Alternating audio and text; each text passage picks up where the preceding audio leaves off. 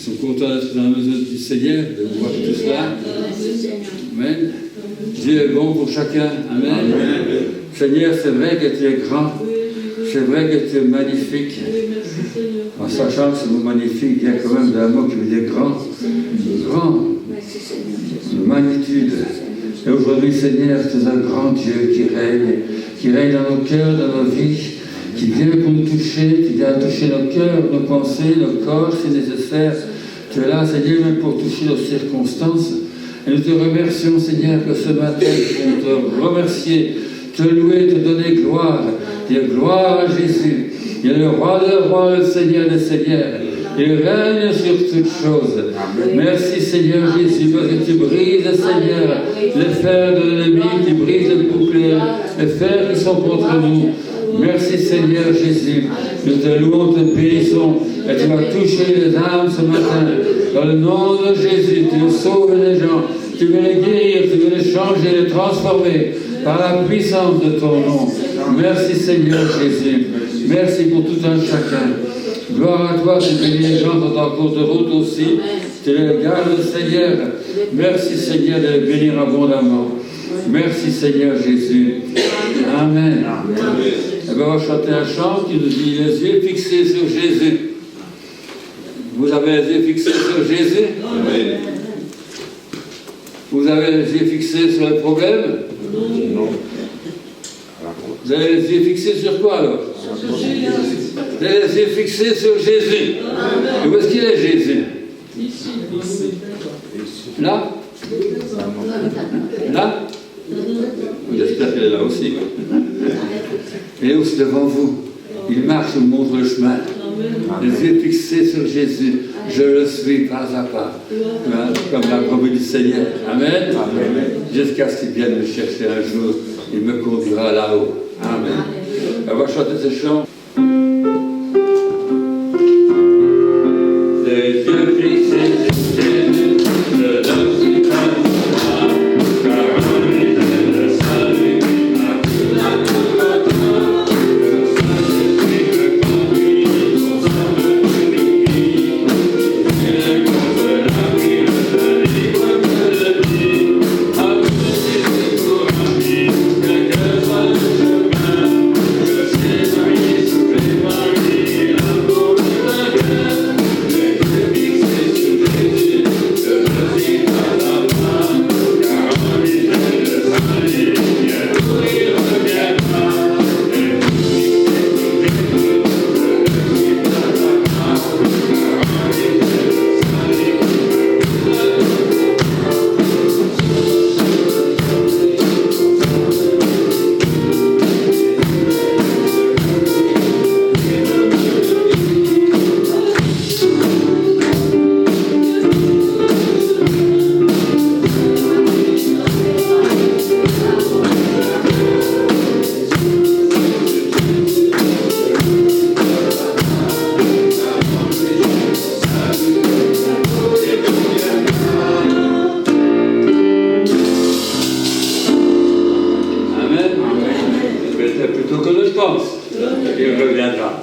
Il vit, Jésus vit, aujourd'hui il vit en moi.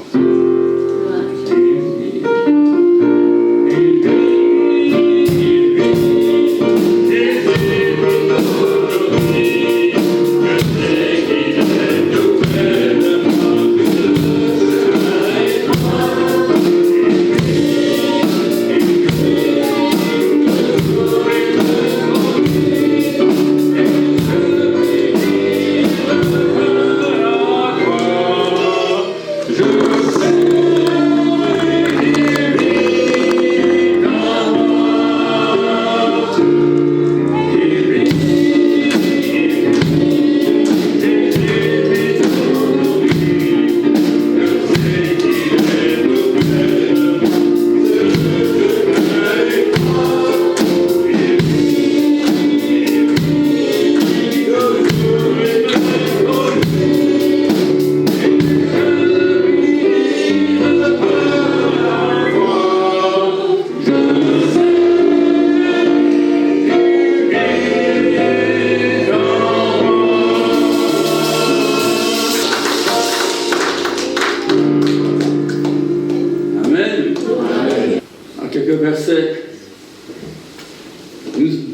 aussi, puisque nous sommes environnés de si grands témoins, ces témoins, entre autres, qui sont dans chaque 11 d'Hébreux, donc des témoins dans le passé, qui ont fait tellement de grandes choses, qui ont marché par la foi. Nous sommes environnés de si grands témoins, des gens sont autour de nous aussi. Tu vois, ce qu'on fait, ce qu'on dit, les anges, il y a beaucoup de témoins.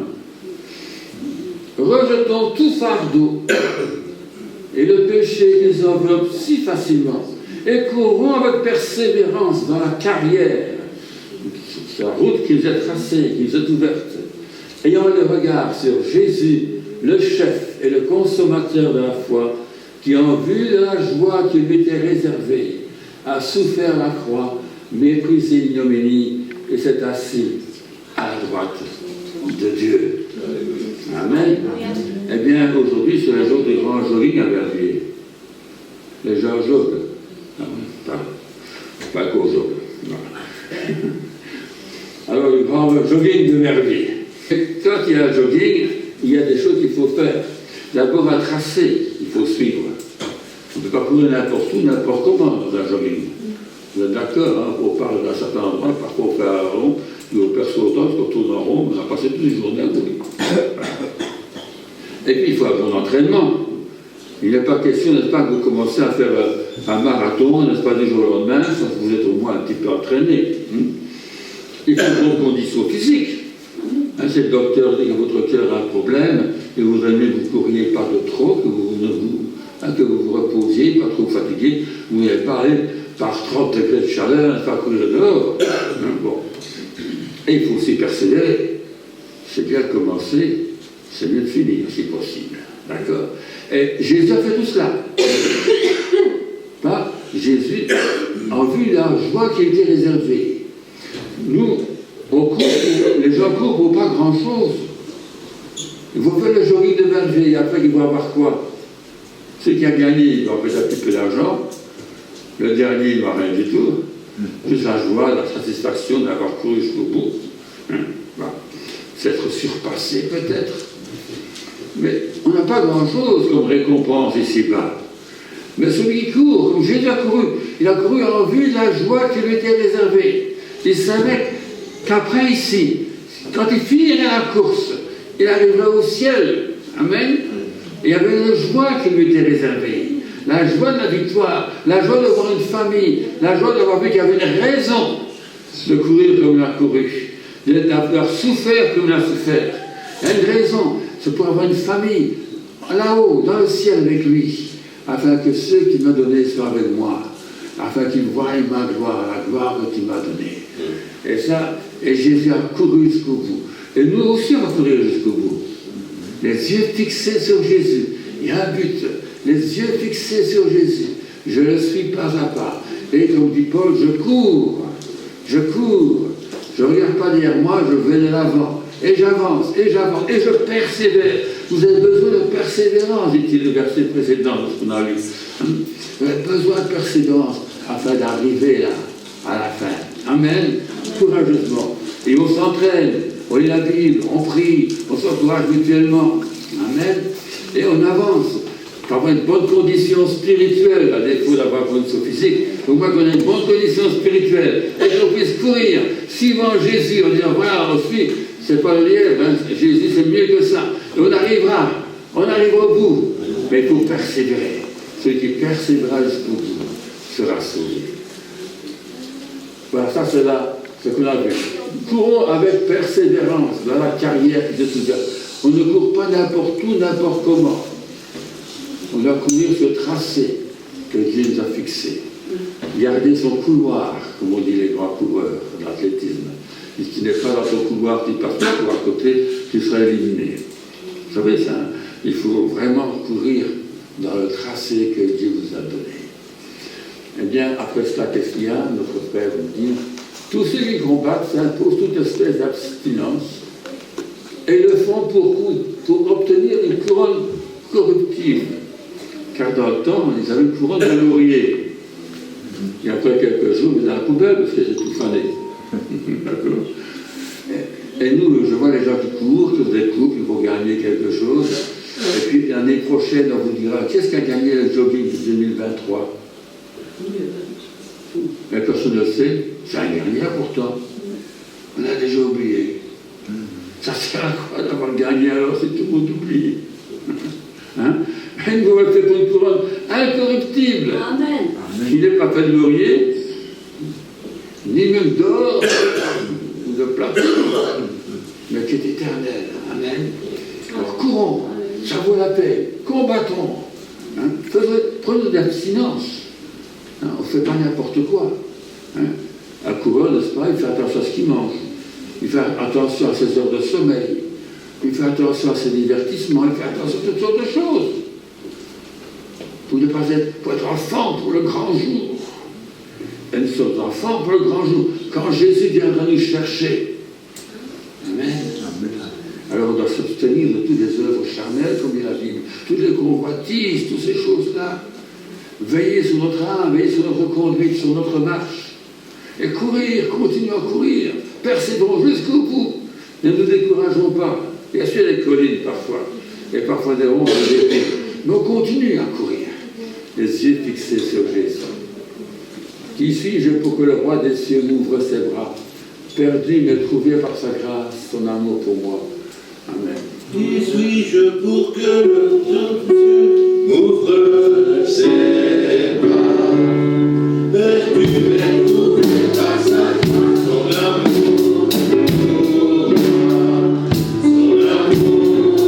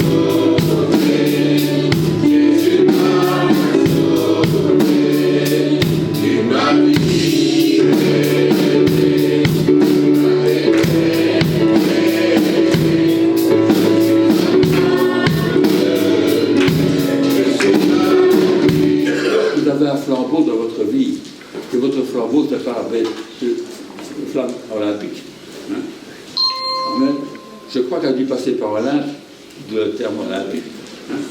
Je crois que verset suivant dit quelque chose. Afin que vous soyez irréprochables et purs, des enfants de Dieu irrépréhensibles, au milieu d'une génération perverse et corrompue, pour qui le Dieu peut depuis cette flamme, venir de faire des kilomètres pour voir une flamme. Franchement. Et on va faire des kilomètres pour voir les gens qui courent, qui nagent, et qui font toutes sortes de choses, de nouveaux sports, des anciens sports. Dans le temps, à des sports olympiques qui étaient la corde à sauter. On n'en fait plus. On a oublié le dernier championnat du monde, enfin le vainqueur de la corde à sauter. Bon. Qu'importe. On a toutes sortes de sports, et les gens vont venir de partout. Mais nous, au milieu de cette génération perverse, pourrie, corrompue, que nous connaissons, parmi laquelle vous brillez comme des flambeaux. Amen.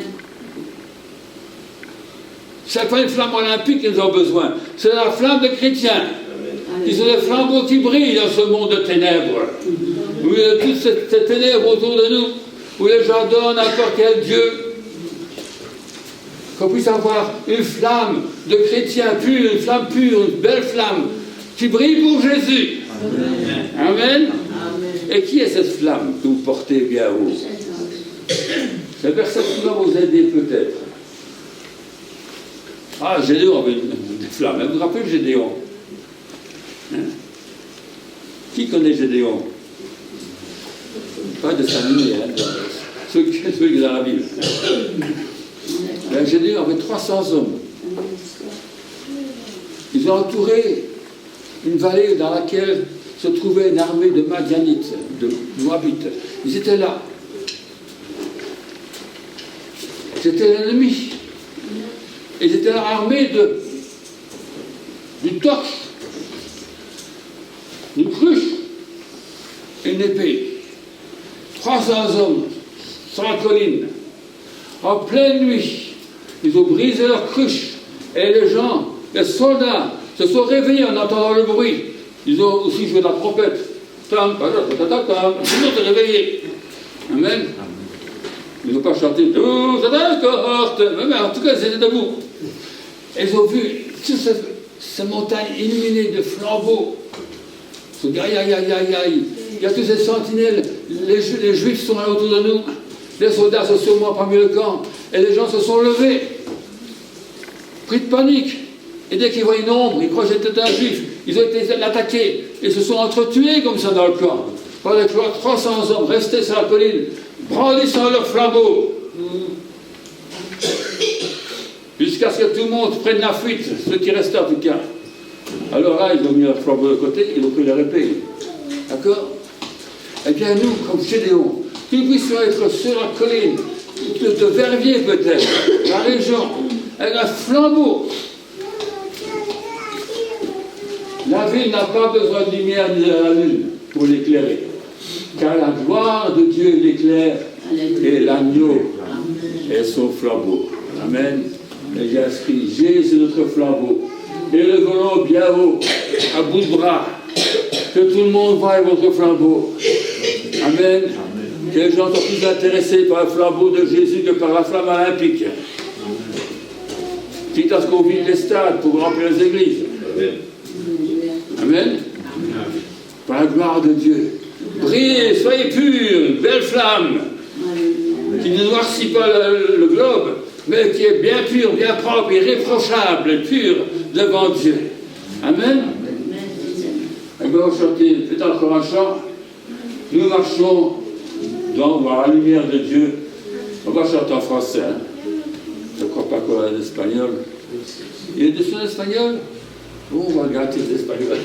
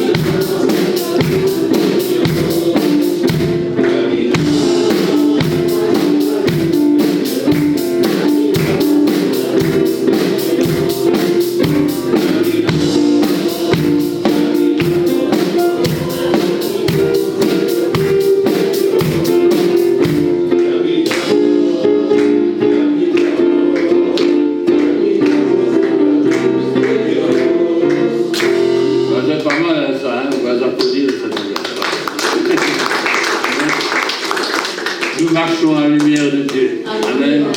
Il fait sombre, il fait ténébreux, mais vous avez heureusement votre flambeau avec vous. Tout le monde le chemin à suivre. Amen. Nous proclamons le nom de Jésus. Je pense en tête, nous élevons le nom de Jésus. Nous proclamons le nom de Jésus.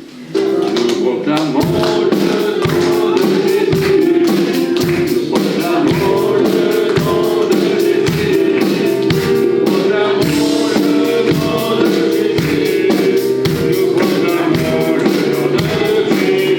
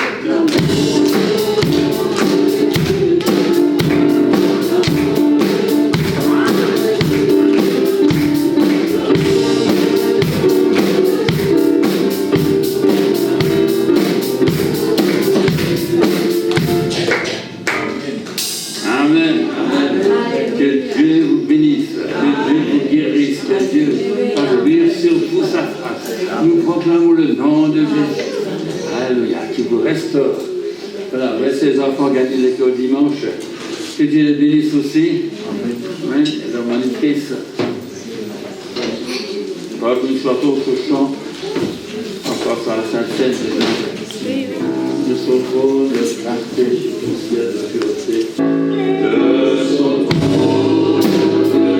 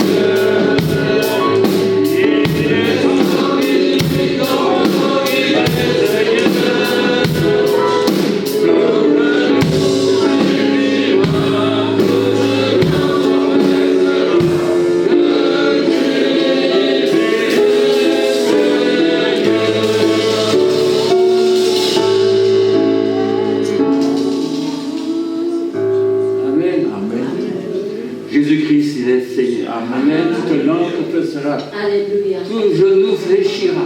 Amen. Devant le nom de Jésus. Amen. Le grand roi, le roi des rois, le Seigneur des seigneurs. Alléluia. Le plus résistant, l'homme le plus violent, le plus persécutant peut-être, il va fléchir le genou ce jour-là devant le roi des rois. Et toute bouche sera fermée. Même si toute bouche l'en confessera qu'il est le Seigneur. Amen. Alléluia. Elles ont passé à la Sainte-Seine. Voilà ce vin qui représente ton corps, qui représente ton sang. Le sang de l'agneau qui a coulé, qui a été immolé. L'agneau immolé, le sacrifice, le bonheur pour Dieu. Nous te remercions, Seigneur, d'être venu et d'avoir accepté notre condition, d'être revêtu de notre péché, d'être devenu péché pour le crucifier sur la croix, pour tuer le péché une fois pour toutes, pour abolir le péché, pour ôter le péché par ta mort sur la croix. Et ce matin, Seigneur, nous te sommes reconnaissants pour tout ce que tu as fait pour nous. Nous voulons te louer, te remercier, te glorifier. Dire merci Seigneur, je suis pardonné, je suis libéré, je suis sauvé. Parce que Jésus a versé son sang et que son corps a été déchiré pour mes péchés. Merci Seigneur Jésus. Et un jour tu es ressuscité, 3 jours après tu es monté ressuscité, et puis tu es monté au ciel. Et là tu règnes encore. Et un jour tu viendras nous chercher. Et jusqu'à ce jour-là, nous commémorons en souvenir de Jésus, en mémoire de Jésus, sa mort, sa résurrection. Nous annonçons qu'il est mort. Nous annonçons aussi qu'il est ressuscité et qu'il revient bientôt. Et que tous ceux qui le connaissent, qui l'ont accepté comme leur sauveur, leur Seigneur, ils sont enlevés avec lui pour régner pour toujours avec Dieu. Merci Seigneur Jésus. Amen. Alléluia. C'est une parole certaine, entièrement digne d'être reçue, que Jésus-Christ est venu dans le monde, ça ne le nie pas, pour sauver les pécheurs. Il n'a pas venu sauver les justes. Il n'y en avait pas de toute façon, tous au péché. Il n'y a aucun juste. Il est venu sauver les pécheurs, il est venu pour sauver tout le monde en fait. Donc je suis le premier, dit Paul. Amen. Paul est le premier. Qui est le deuxième? Vous? Qui est le troisième? Est-ce que vous êtes un pécheur aussi? Est-ce qu'il est venu vous sauver? Et vous sauver? Alléluia. Amen. Ce n'est pas que pour Paul, lui c'est le premier, mais derrière lui il y a beaucoup d'autres. Amen. Jusqu'aujourd'hui. Amen, nous a sauvés. C'est une parole certaine. Devenez donc les imitateurs de Dieu comme des enfants bien-aimés. Et marchez dans la charité, donc dans l'amour, à l'exemple de Christ.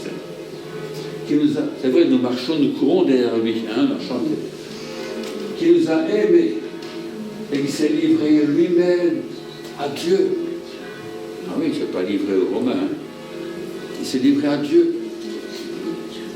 Pour nous, comme une offrande, un sacrifice de bonne odeur. Ça m'étonne, ça, un sacrifice de bonne odeur. Les voisins, parfois, font un barbecue. Je ne trouve pas ça formidable, moi. Toute la maison remplie de l'odeur du barbecue à cause des voisins. Et pourtant, pour Dieu, il est tellement content, Dieu, de sentir l'odeur du sacrifice de son Fils à la croix. Amen. C'est un sacrifice de bonne odeur, agréable à Dieu, d'amour et de sacrifice pour les hommes, pour nous-mêmes, pour nous sauver. Quel bon sacrifice, quelle odeur agréable pour Dieu. Amen. Et il vous a sauvé, il vous aime, il vous a aimé, il est mort sur la croix. Regardez l'amour de Dieu, l'amour de Christ pour nous, qui s'est donné en offrant un sacrifice. Une offrande, c'est un cadeau, mais un sacrifice à Dieu pour nous pardonner, pour nous sauver. Et maintenant, dit Paul, marchez à l'exemple de Jésus. Vivez purement comme lui, d'une façon sacrificielle. Une offrande pour Dieu, une offrande de bonne odeur. Un parfum, Paul dit, nous sommes un parfum de Christ. Bien sûr, un bon parfum, pas seulement pour les gens autour de nous, hein, mais même pour Dieu. Amen. Merci pour ce pain brisé qui représente ton corps, qui a été brisé pour lui. Brisé pour moi, comme dit un chant. Brisé pour chacun. Nous te remercions, Seigneur Jésus. Dans tes meurtrissures, nous avons été guéris. Merci, Seigneur, pour ton amour pour chacun d'entre nous, de t'être donné pour chacun. Merci pour ton sang qui a coulé. Le sang d'une nouvelle alliance. Les anciens n'avaient eu que l'alliance de sang d'un mouton, d'un taureau, qui ne pouvait pas les sauver, qui ne pouvait rien faire pour eux. Et Moïse a répandu ce sang sur le livre, sur le tabernacle et sur tous les gens qui étaient devant lui. Et toi, Seigneur, tu as répandu ton sang sur chacun qui vient à toi. Et chacun purifié par ton sang. C'est le sang d'une nouvelle alliance, lié à Dieu par le sang de son Fils. Merci Seigneur Jésus. Amen. Amen. Et ce matin, c'est toujours le sang de Jésus qui te purifie de tout péché. Merci. C'était comme il est péché par la journée ou par la semaine. C'est toujours le sang de Jésus, le même sang, dans un esprit éternel, qui est offert pour toi, pour te purifier. Et là où tu as pu dire, Seigneur, pardonne-moi, ces pensées, ces actes, ces dires, ces faits, ces gestes, pardonne-moi, Seigneur. Mon attitude, pardonne. Seigneur, je crois que tu me purifies ce matin. Je me lave dans ton sang. Amen. Merci Seigneur Jésus. Amen. Demande à Philippe, il est passé par nous les emblèmes ce matin.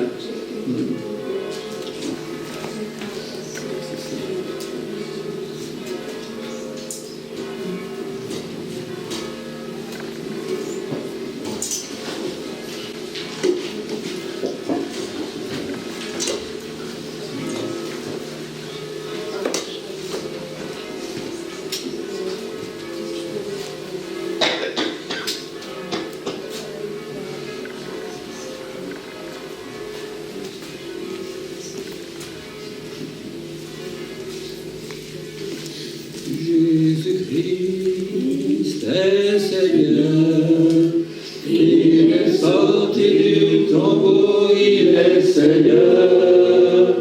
Tout genou fléchira, toute langue confessera que Jésus est Seigneur.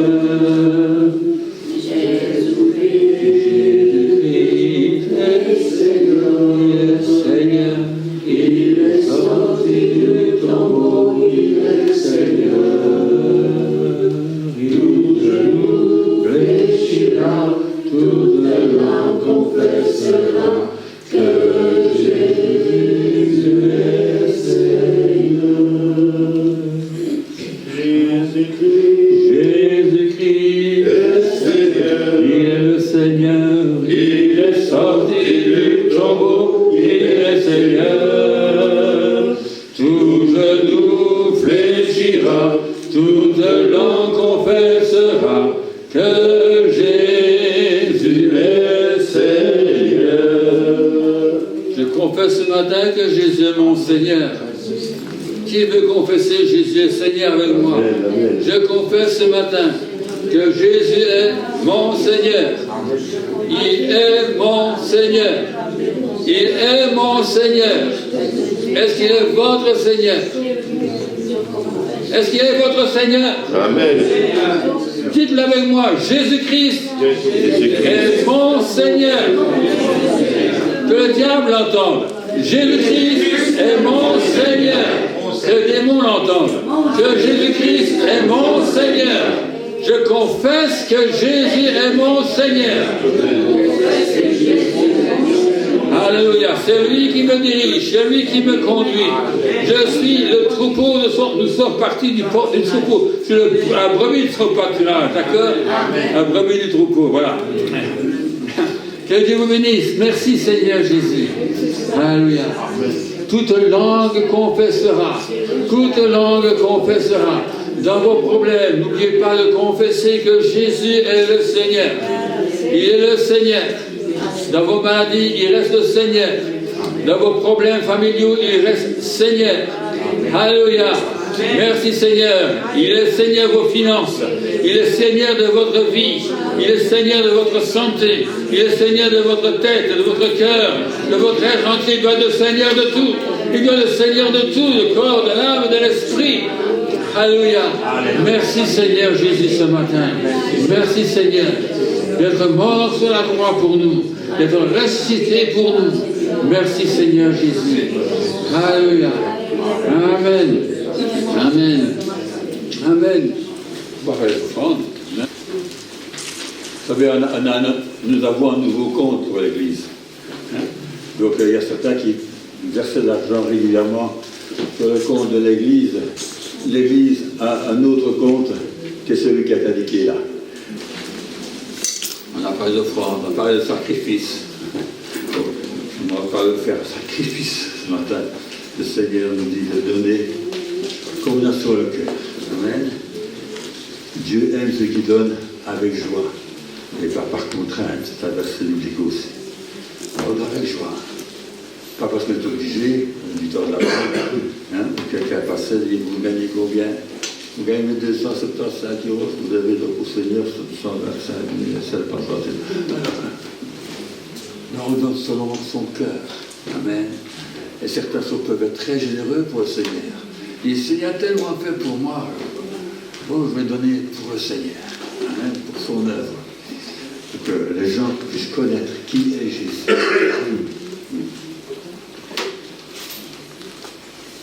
Le réunion, vous le connaissez, rapidement. Pour les dames, c'est donc le mardi après-midi à 2h. Et pour la prière, qu'on a fait ce matin, à 9h30, il y avait une réunion de prière ici. Des gens qui sont venus tôt, ils ont pu prier, demander que Dieu bénisse la réunion. Vous avez été bénis ce matin, c'est probablement parce qu'il y a des gens qui sont venus prier avant la réunion. Donc, mais à part ça, il y a jeudi soir. Alors, il y a beaucoup de sujets de prière que je ne vais pas donner ce matin, mais si vous les voulez, vous les aurez jeudi soir. Amen. Donc à 7h, la réunion de prière, jeudi, 7h. Plus on est, mieux c'est. Hein? Dans le monde, plus il y a de fous, plus de 112, mais dans l'église, c'est pas comme ça. Plus on sort vos prières, plus il y a la victoire. Amen. Alors venez nombreux pour la gloire de son nom. Et puis dimanche, aujourd'hui, à 10h. Voilà. Maintenant, on va laisser la place à la parole de Dieu. Que Dieu bénisse Samuel ce matin. Amen. Voilà, bonjour. Bonjour. Comment ça va? Il y en a que ça va bien, vous allez bien? Voilà. On va lire la parole de Dieu. Pour l'instant, je suis un peu dans les examens. Je ne sais pas vous, si vos enfants ou vos petits-enfants, là, les neveux, ils n'ont pas des examens aussi. Bon anniversaire Isabelle. Ça va? Bon anniversaire. Vous direz tous bon anniversaire à Isabelle, là, tout à l'heure. Voilà, elle est là. Voilà. Et donc, André, il a examen, sûrement. Il va avoir examen. Il a déjà commencé. Voilà. Donc, il y en a qui vont avoir examen, qui ont déjà examen. Donc, moi, je suis un peu, pour l'instant, dans les examens. Hein. Hier, c'était plutôt maths, hein, des théorèmes de maths. Enfin, je ne me souviens plus de tous ces trucs-là. En plus, j'étais pas fort en maths. Qui est fort en maths ici? Ah ouais, d'accord, Christian. Et Isabelle, t'es forte en maths aussi, et Christian aussi. Voilà, peut-être que Noah devra vous téléphoner des fois. Voilà. Noah, ça va en maths, mais des fois, il m'explique des trucs. Je vois bien qu'il a compris, parce qu'il est confiant. Hein, mais moi, je n'ai pas suivi ce qu'il me dit. Mais je vois bien qu'il a compris. Voilà. Et sinon, avant ça, c'est l'histoire. Donc, on parlait des Grecs et des Romains. Qui est fort en histoire? Ouais. Lucien, il aime bien aussi. Micheline aussi. Voilà. Et avant ça, c'était français. Là, moi, je suis quand même... je trouve que le niveau de français... On parle du pacte d'excellence, mais le niveau de français, vraiment, ça diminue. Hein. Et les jeunes, ils savent plus parler, ils disent wesh et quoi couper et tout ça, mais ils ne savent plus faire des phrases. Hein. Ils ne savent plus faire des phrases. Et ils ne savent plus écrire sans faute. Hein. Même les grands, hein, on écrit, on fait des fautes d'orthographe, on écrit faute, F-O-T-E. Donc voilà, et en fait, il n'y a plus de dictée, en fait, c'est partie du pacte d'excellence, on fait presque plus de dictée, enfin je trouve ça, voilà. Bon, ça c'est, voilà. Et donc maintenant on est un peu dans les examens, Lucas aussi, il avait pas mal d'interros, et puis Joshua il va avoir le CEB, donc prier pour les enfants, pour les ados, pour les jeunes. Justine, elle va avoir examen aussi, non? Justine, elle a examen aussi? Justine, elle va terminer mardi. Elle va déjà fini, donc les grands, ils vont déjà avoir fini, et ça a été, elle est contente. Voilà, donc les étudiants, pensez à eux. Hein. Voilà, et alors la semaine dernière, il y a aussi, il y a pas mal de choses qui se passent, il y a eu les élections, qui a dû voter? Il y en a qui ont dû voter, il y en a qui ne devaient pas voter, hein, forcément. Donc voilà, moi j'ai dû voter. C'est pas toujours facile de réfléchir à qui on va voter. Et on devait voter pour 3 choses en plus. Hein. Et il y a des votes dans des autres pays. En Afrique du Sud, il y a eu des élections. Pour la première fois, depuis l'apartheid, depuis 32 ans. Ce n'est pas le même parti qui a gagné, c'est un autre. Enfin, ils ont gagné, mais pas avec assez de voix pour diriger tout seul. Donc, ils ont été obligés de faire une coalition avec un autre parti. Et les gens sont quand même contents, ils espèrent que ça va aller peut-être dans un meilleur sens, parce que les choses n'allaient pas bien et allaient même de mal en pis. Donc voilà, il y a des élections dans le pays, il y a des élections en Russie, c'était une blague, il n'y avait pas d'opposant, donc s'il y avait un opposant, il était jeté d'un toit ou empoisonné. Donc voilà, il n'y avait pas d'opposant. Et il y avait quoi encore? Il y avait des autres élections, on parle de Trump là, en France. Et maintenant, il va y avoir des élections anticipées. Là, c'est un risque quand même qu'il a pris. Là, on va voir ce qui va se passer. Et il va y avoir des élections aux États-Unis. On parle beaucoup de Trump là, et de Biden. Là, et en Angleterre, on parle d'élections. L'Europe a l'air d'aller plutôt vers la droite. Et l'Angleterre, ils en ont marre de la droite, je crois, pour l'instant. On a l'impression que la gauche a l'air de pas trop mal faire. Voilà. Et Dieu, eh bien, pourquoi je vous dis ça? Parce que Dieu choisit aussi des personnes. Ah oui, en parlant du CEB, je reviens un peu en arrière. J'ai lu pendant la semaine, parce qu'il n'y a pas d'âge, on parlait de persévérer, d'avancer dans la carrière. Et il y avait cette dame, elle a dû abandonner l'école, à l'école primaire, elle a dû abandonner l'école, comme ça arrivait souvent à l'époque. Elle a 72 ans. Et elle vient de réussir son CEB, voilà. Et elle a voulu abandonner plein de fois. Elle a voulu abandonner plein de fois parce qu'elle était vieille, tout le monde était jeune, tout le monde était plus jeune qu'elle, elle était stressée aux examens, mais elle a réussi son CEB, elle a 72 ans. Comme de quoi il ne faut jamais abandonner, il faut toujours apprendre, et il n'y a pas d'âge pour continuer d'apprendre. Maintenant elle va dans les écoles, elle dit aux enfants d'étudier, voilà. Dieu choisit des gens, Dieu choisit des personnes. On va un peu parler de Dieu qui choisit, puis Dieu qui dirige toutes choses. Mais on va prier d'abord. Merci Seigneur pour ta présence parmi nous ce matin. Merci parce que tu es là au milieu de nous. Merci parce que tu prends soin de nous. Merci parce que tu nous entends. Merci parce que tu nous aides. Tu renouvelles nos forces. Comme on a chanté, la joie du Seigneur est ma force. Et tu nous donnes le courage, la persévérance dont on a besoin pour accomplir les choses et pour nous dépasser, pour devenir meilleurs que ce que nous étions hier ou la semaine dernière. Et on veut faire de mieux en mieux pour toi, pour briller pour toi, comme on a vu tout à l'heure, des flambeaux dans le monde. Et on veut briller pour toi plus aujourd'hui qu'hier et plus demain qu'aujourd'hui. Merci Seigneur Jésus pour tout ce que tu fais dans nos vies. Dans le nom de Jésus. Amen. Amen. Ah oui, en parenthèse, pourquoi je vous dis ça? Cette dame qui a eu son CEB, en fait, c'est une dame de Verviers, en fait. C'était une histoire de Verviers, c'était dans le journal national. Une dame de Verviers a eu son CEB à 72 ans. Donc voilà, persévérer et Dieu fait des miracles. Donc Dieu choisit des gens. Dieu choisit, depuis le début de la Bible, Dieu choisit des gens. Vous avez peut-être des exemples, je ne sais pas. Peut-être, oui, non, dans la Genèse déjà. Abraham déjà. Peut-être même, on pourrait dire même Adam et Ève, même si ça, Dieu les a mis là. Puis Jacob. Puis d'abord, il y a eu Abraham. Puis il y a eu Noé aussi. Dieu a choisi des gens. Et Dieu a choisi des personnes. Parfois, il a choisi des familles entières.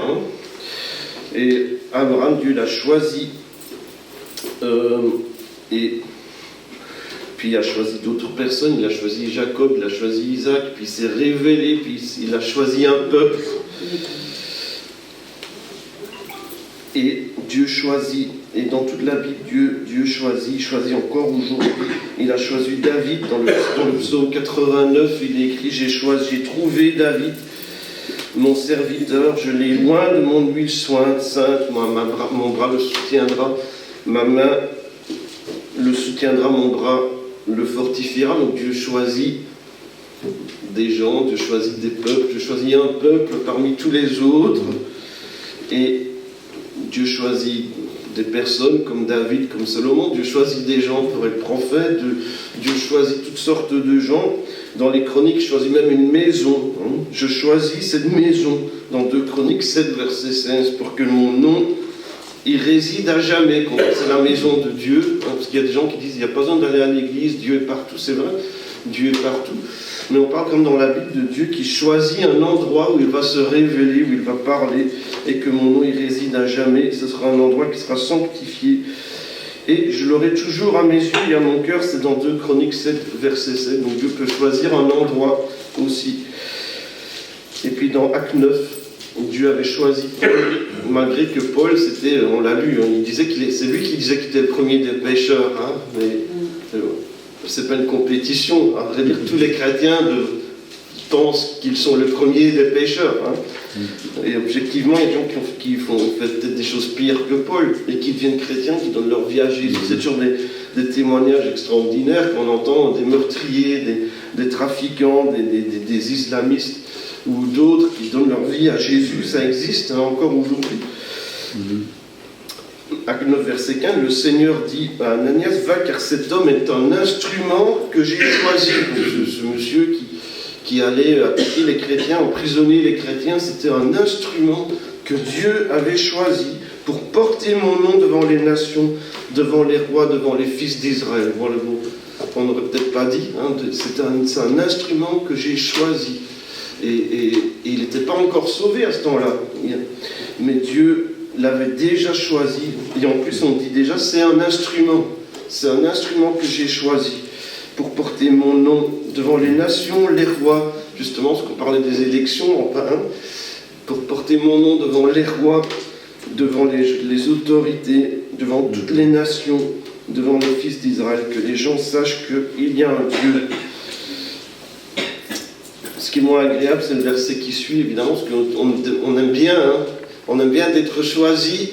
Hein, je suis choisi par Dieu, j'aime bien, il y a une onction sur la vie de tel ou tel évangéliste, c'est bien, mais le verset suivant, je lui montrerai tout ce qu'il doit souffrir pour mon nom. Ça, c'est moins bien. Hein. Si on est choisi de Dieu, on va peut-être souffrir pour son nom. Et beaucoup en tout cas d'évangélistes ou de pasteurs qui ont l'air d'avoir du succès sur Internet ou sur leur église grandit, mais on ne connaît pas les souffrances cachées, privées, les choses qu'ils ont subies tout au long de leur vie, les persécutions, les gens qui ont voulu fermer l'église. Je pense à Mulhouse, par exemple, où ils ont quand même pas mal d'ennuis quand ils ont voulu agrandir l'église et qu'on les critiquait dans les journaux, etc. Voilà, il y a des souffrances pour ceux qui veulent vraiment se tenir debout pour Jésus. Et on ne voit pas les prières et les heures passées à prier, à pleurer, peut-être pour que des choses se passent, pour que les gens se convertissent.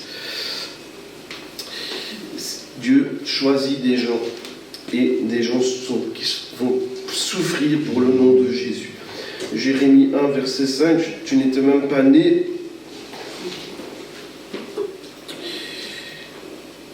Et je te connaissais déjà. Ça, c'est encourageant aussi, non? Je te connaissais déjà. Tu n'étais même pas encore né. Je t'avais déjà consacré. Je t'avais déjà mis à part. Même avant que tu sois né, j'avais déjà décidé que tu serais un prophète des nations. C'est Dieu qui parle à Jérémie. Et peut-être que nous aussi, avant que tu sois né, Dieu te connaissait. Il y a des gens qui disent c'était un accident. C'était pas un accident, c'était pas un accident. Dieu te connaît, Dieu te connaissait, Dieu te voyait et Dieu a un plan pour ta vie, même si les choses n'ont peut-être pas toujours démarré, débuté comme de façon idéale. Donne ta vie à Dieu, il peut tout changer, il peut tout transformer, il peut t'utiliser. Il n'y a rien qui est trop difficile pour lui. En tout cas, il n'y a pas je ne crois pas qu'il y a des accidents. Je crois que quand on donne notre vie à Jésus, eh bien, Dieu rayonne au travers de nous. Il est capable de faire des miracles et d'utiliser n'importe qui. Avant que je t'eusse formé dans le ventre de ta mère, je te connaissais. Avant que tu sois sorti de son sein, je t'avais consacré, je t'avais établi prophète des nations. Et Dieu peut le faire aujourd'hui, hein. Et nos enfants aussi, on dit de prier pour les enfants, prier pour les enfants, prier pour les petits, prier même avant qu'ils soient nés, puisqu'on dit je te connaissais avant même que tu sois né. Donc prier pour même peut-être les enfants qui sont peut-être de l'avenir, mais prier pour les enfants. Avant on disait les enfants c'est l'avenir de l'Église. Mais les enfants, c'est pas juste l'avenir, hein. Les enfants, c'est aujourd'hui, hein. Ils sont là aujourd'hui. Ils sont là aujourd'hui. Et en plus, ça passe vite, hein. Si on attend qu'ils soient grands pour leur parler de Jésus, ce sera trop tard, hein. Et déjà, des enfants peuvent servir Dieu. Et Dieu se révélait à des enfants, déjà dans la Bible aussi, hein. Donc, il y a Samuel, il y en a d'autres. Il y a Jérémie qui était très jeune quand Dieu lui parlait. Il y en a d'autres encore. Et puis Dieu choisit un peuple. Dans Ésaïe encore, je vous ai parlé de l'Exode, mais aussi dans d'autres passages, dans Ésaïe 41, « Mais toi, Israël, mon serviteur, Jacob, que j'ai choisi, race d'Abraham que j'ai aimé, toi que j'ai pris aux extrémités de la terre, c'est Ésaïe 41, verset 9, et que j'ai appelé d'une contrée lointaine, à qui j'ai dit, tu es mon serviteur, je te choisis et ne te rejette point. » Verset 10, « Ne crains rien, car je suis avec toi, ne promène pas des regards inquiets, car je suis ton Dieu, je te fortifie, je viens à ton secours, je te soutiens de ma droite triomphante. » Donc Dieu te choisit, Dieu nous choisit. Là, vous allez me dire, oui, mais il parle de Jacob, race d'Abraham, il parle du peuple d'Israël, mais tous ceux qui croient en Jésus, tous ceux qui croient en Jésus sont enfants de Dieu, non? Et Abraham, il a été justifié parce qu'il a mis sa foi en Dieu.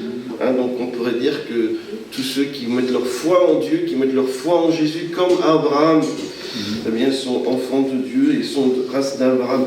Je t'ai aimé, toi que j'ai pris aux extrémités de la terre. Il y a des gens de tous les pays ici. On a l'impression qu'il y a des gens de tous les continents ce matin. Et encore, on n'est qu'une petite église. Hein. Il y a des gens déjà de partout, de plein de pays. Tu es mon serviteur, je te choisis et ne te rejette point. Je te choisis. Ça fait plaisir quand même. Il y a des gens qui n'ont pas été choisis aux élections de la semaine dernière, qui étaient quand même déçus. Même ici, de Verviers, des gens qui avaient été choisis la dernière fois, qui n'ont pas été choisis cette fois-ci. Hein. Voilà. Mais avec Dieu, tu es choisi. Dieu te choisit. Dieu te choisit, il t'a choisi la dernière fois, il te choisira encore cette fois-ci. Tu es toujours choisi. Tu es tout le temps choisi. Tu es choisi tout le temps. Voilà. Et il ne te rejette pas, il ne changera pas d'avis. Il ne va pas changer d'avis. Dieu ne change pas d'avis. D'ailleurs, tu es choisi. C'est à nous de choisir Dieu, évidemment, mais lui, il t'a choisi. Je te choisis. Ça fait quand même plaisir, hein, parce que des fois on est rejeté, on cherche du travail, non, non, non. Alors on répond, souvent ils ne répondent même pas. Hein, vous envoyez des mails pour avoir du travail, on ne vous répond même pas. On vous répond, nous sommes dans. Nous avons. C'est comment que ça marche? Nous sommes dans. Ouais, donc nous devons vous informer que. Merci pour votre candidature. Ça prend sur ça. Merci pour votre candidature, mais nous avons le regret de vous informer que vous n'avez pas été reprise pour cette fois, mais nous gardons vos coordonnées. Je ne sais pas quoi. Voilà. Dieu te choisit tout le temps. Dieu te choisit. Hein. Dieu te choisit. Dieu ne te rejette pas, Dieu te choisit. Et alors, n'aie pas peur. Parce que si Dieu te choisit, de quoi est-ce que tu peux avoir peur, hein? C'est vrai ou pas? Quand on y pense. Hein? En réalité, on a souvent peur de toutes sortes de choses, c'est normal. Hein? C'est pour ça qu'il écrit dans la Bible beaucoup de fois, ne crains rien. Hein? C'est parce que c'est normal d'avoir peur. Hein? Il y a des chrétiens qui disent, moi j'ai peur de rien. Ben, dans la Bible, les gens ils avaient peur et Dieu le sait. C'est pour ça qu'il dit, ne crains rien, je ne sais pas combien de fois. Ne crains rien, ne crains rien, ne crains rien. N'ayez pas peur, ne vous inquiétez de rien. C'est écrit tellement de fois dans la Bible parce que ne soyez pas troublés, que votre cœur ne se trouble point. C'est écrit tellement de fois dans la Bible parce que c'est humain d'avoir peur. Ne crains rien car je suis avec toi. Et ça doit vraiment t'encourager. De savoir que Dieu te choisit, que Dieu t'a élu, que Dieu ne te rejette pas. Il est avec toi. Il est avec toi. Parce qu'on peut regarder tout autour de nous et s'inquiéter de toutes sortes de choses. Hein. Il y a des gens qui... Et on pourrait vraiment paniquer, il y a des gens, et on prie pour vous d'ailleurs, mais il y a des gens qui sont vraiment anxieux, qui sont angoissés, qui regardent Non, on regarde les nouvelles, il n'y a rien qui va. On regarde peut-être la famille, on regarde notre compte en banque, on regarde les lettres qu'on reçoit dans le courrier. On a même peur de les regarder. Ne crains rien, car je suis... On va chez le médecin, c'est encore des mauvaises nouvelles. D'ailleurs, on n'ose peut-être pas d'y aller, on n'a pas envie d'entendre. Ne crains rien, car je suis avec toi. Ne promène pas de regards inquiets, ne regarde pas tout autour de toi en étant inquiet. Parce que je suis ton Dieu. Dieu ne dit pas, il n'y a pas des raisons de s'inquiéter. Dieu ne dit pas, il ne faut pas s'inquiéter. Il y a des raisons de s'inquiéter, mais je suis ton Dieu. Je suis ton Dieu. Donc si tu ne regardes pas autour de toi, ça veut dire que tu regardes à Dieu. C'est pas écrit ici, mais c'est sous-entendu. Si tu ne regardes pas autour de toi, c'est que c'est à Dieu que tu regardes. Ne promène pas des regards inquiets. Je suis ton Dieu.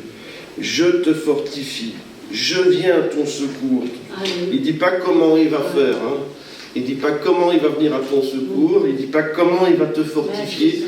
Mais il va te fortifier, il va venir à ton secours. Et les difficultés que les gens traversent ne durent jamais toujours. Il y a toujours une fin. On ne sait pas si ce sera dans un jour ou dans 10 ans.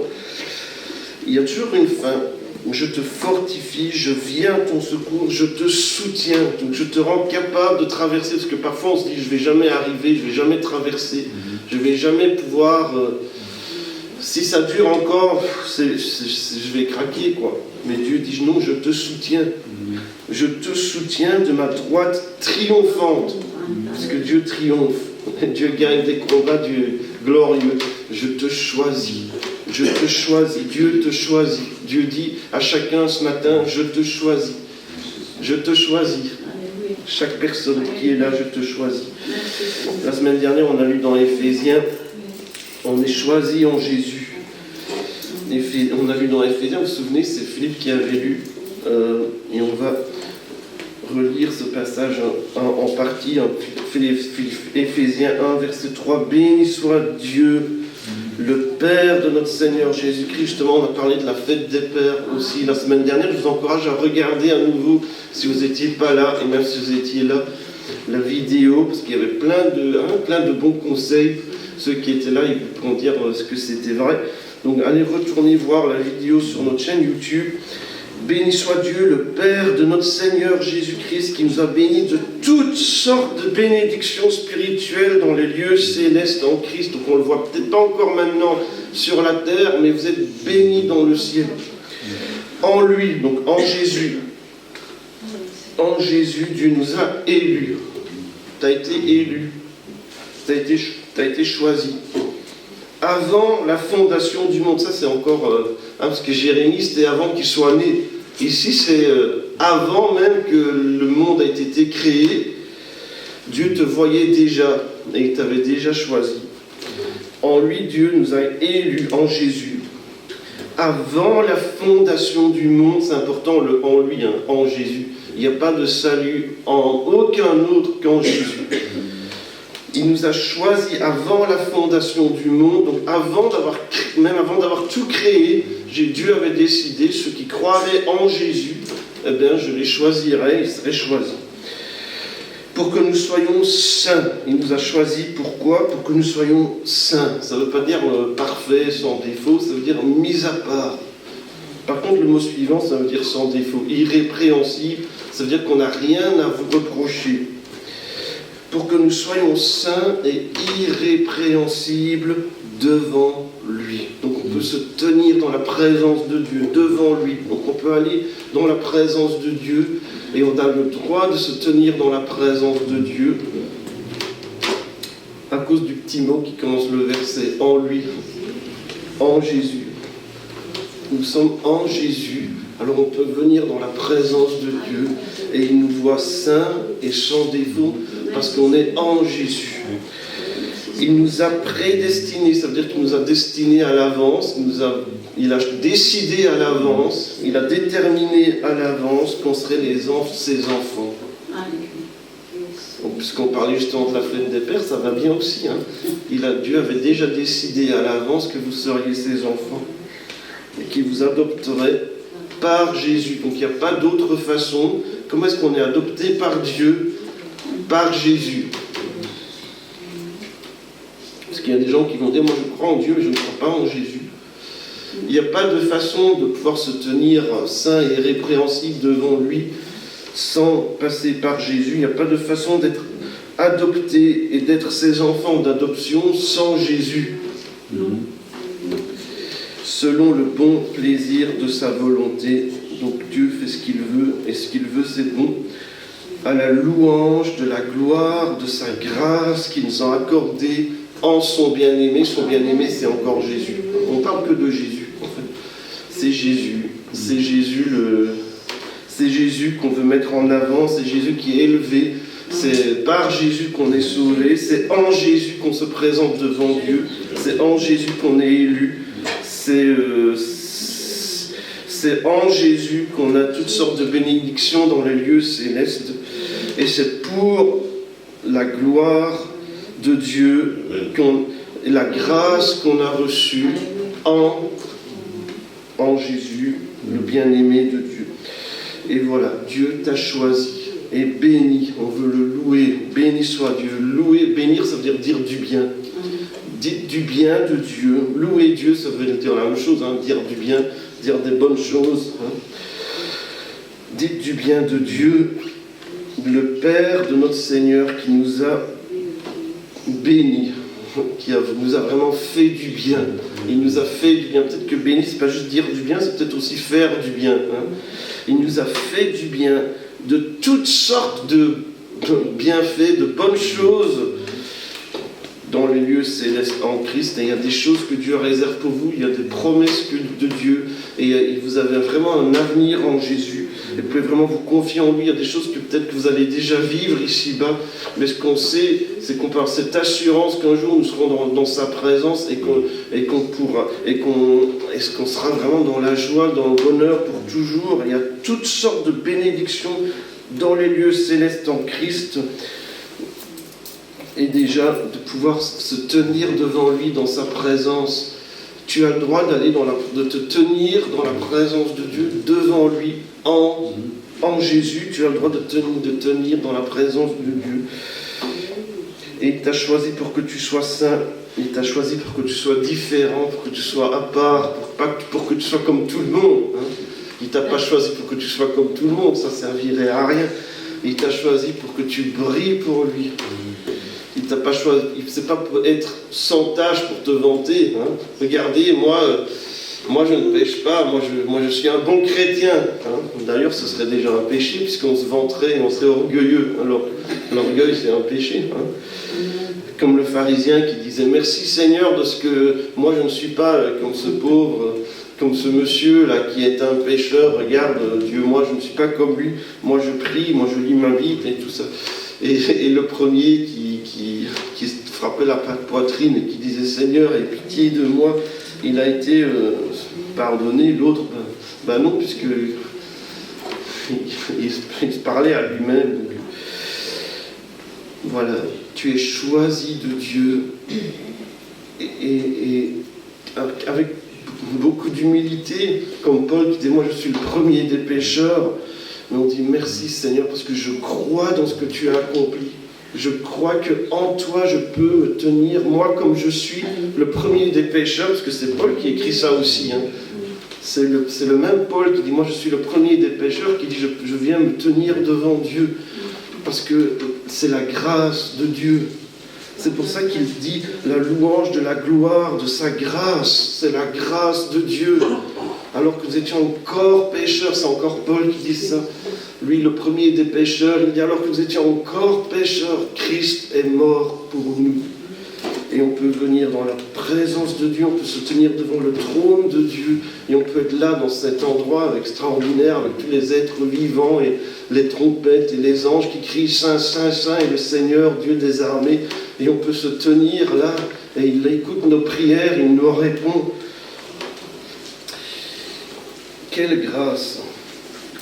Pas parce que je le vaux bien, pas comme la pub, là, comme L'Oréal, c'est pas parce que je le vaux bien, c'est pas parce que j'ai bien agi, c'est pas parce que je suis bon, parce que je suis une bonne personne, c'est malgré que... Et il y a des gens qui pensent, moi j'ai fait beaucoup d'erreurs, j'ai fait beaucoup de fautes, je suis pas un bon chrétien, je suis pas comme lui, je suis pas comme elle, regardez lui, elle, eux, c'est des bons chrétiens, mais moi, j'ai beaucoup de problèmes. Mais c'est par la grâce que nous sommes sauvés. C'est par la grâce que nous sommes sauvés. Et Jésus disait, celui qu'on a beaucoup pardonné, il aimera beaucoup. Et celui qui croit qu'on ne lui a pas pardonné grand-chose, ben, il n'aimera pas beaucoup. Ne regardez pas aux autres.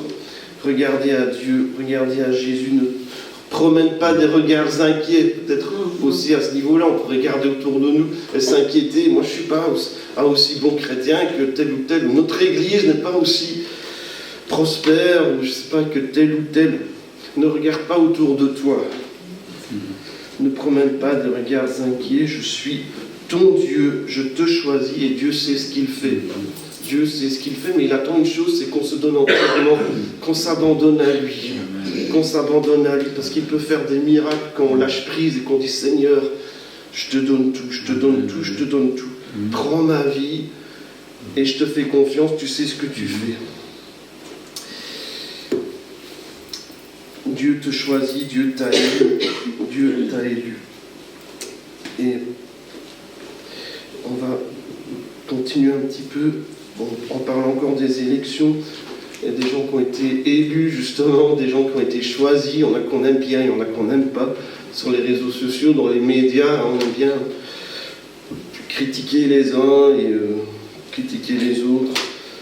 Parfois même les chrétiens. Mais dans la Bible,